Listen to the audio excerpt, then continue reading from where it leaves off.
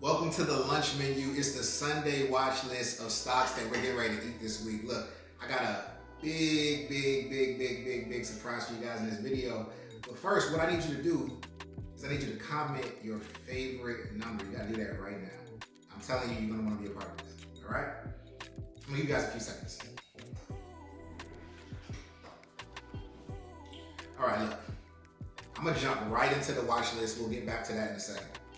This week, we have a ton of great opportunities in the market. I'm giving you 3 right here. It should be home run plays. You can probably make about $10,000 depending on how much you risk, right? First up is my favorite, Palantir. I love Palantir. I made so much money on Palantir.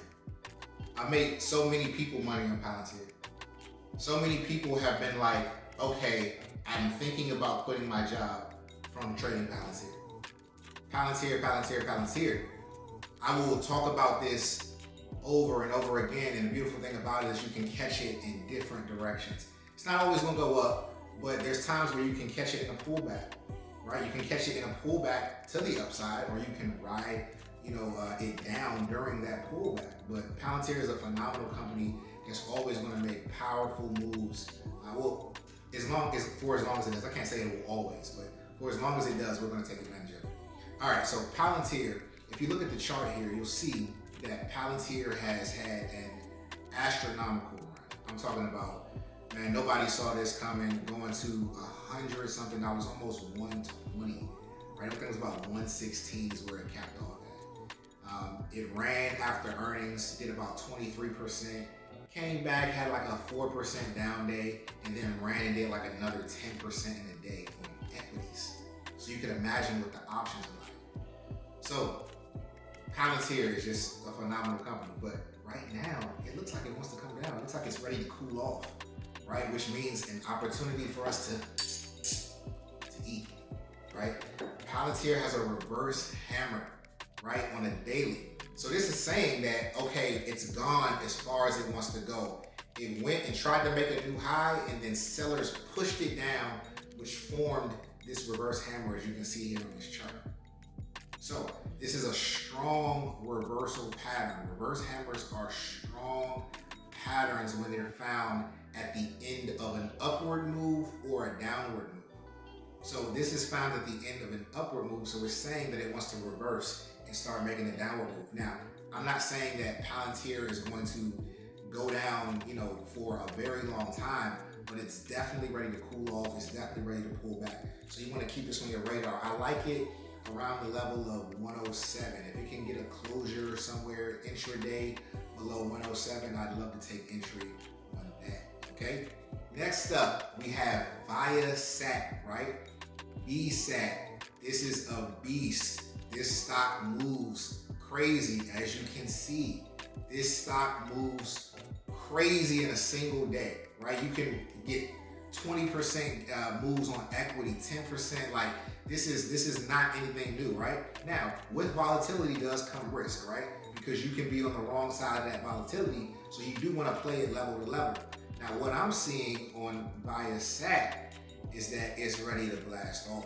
If you look here, you'll see on the chart, I drew this downward trend. It's broken out of the downward trend now. With downward trends, what people tend to do, as soon as something breaks out, they want to jump right in it. They don't want to give it time.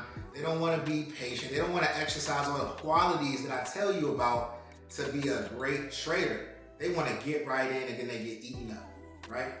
What we want to do is we want to be patient. We want to sit back. We want to let that stock pull back to that level. This is what stocks do. This is inherently what stocks do. This is their nature. They take off and then they pull back because they want to be sure that they're ready to go. In reality, what's happening is people are taking profits. Some people may think that the stock is overextended. It's not worth it. Some people may think the intrinsic value is not really there. But when it comes back and it tests the level in which it broke out from and it continues up and breaks through, that's when you know it's ready to make a major move. And this Viasat has done just that. As you can see, it's made that strong bullish push, up above the levels. I would like to see it above I would say about 1258, get a closure above there, and I think that it could take off even crazier, right? So Viasat, definitely keep that on your radar for this week. And then last but not least, we got Microsoft. Microsoft is a household name. Microsoft has been around for a very long time. Doesn't get super huge moves in a single day, but this is a beautiful play to swing because as you can see, there's a huge gap to fill. Like, look at this chart. There's a huge gap to fill on Microsoft. Yes, they had some performance issues, but you know, it's the cycle, it's the nature of big companies. Sometimes they're not going to hit it out the park, especially if they're a company that's been around for a while. But one thing's for sure, people will always come back around to those consistent companies, those tried and true companies, and Microsoft is one of those in the tech space, right? Everything new coming out, Microsoft is looking to buy it, acquire it. They made so many different acquisitions. You know, they have innovative people on the staff, so they're not just an established company, but they're also keeping up with technology. So Microsoft is one that I would love to see. What I want to see on Microsoft is for it to break above the previous candlestick's high, right? It's sitting right at support, which is a good thing. That's typically what we want to start looking for our entries. But let's get a confirmation above the previous candle high, and then I'll be looking to swing this for about 30 days. And I'll keep you guys updated on this. If you want to, get more details about my specific trades, I have a group called Prosperity Collective. We make money every day, but we also call some beautiful swing plays.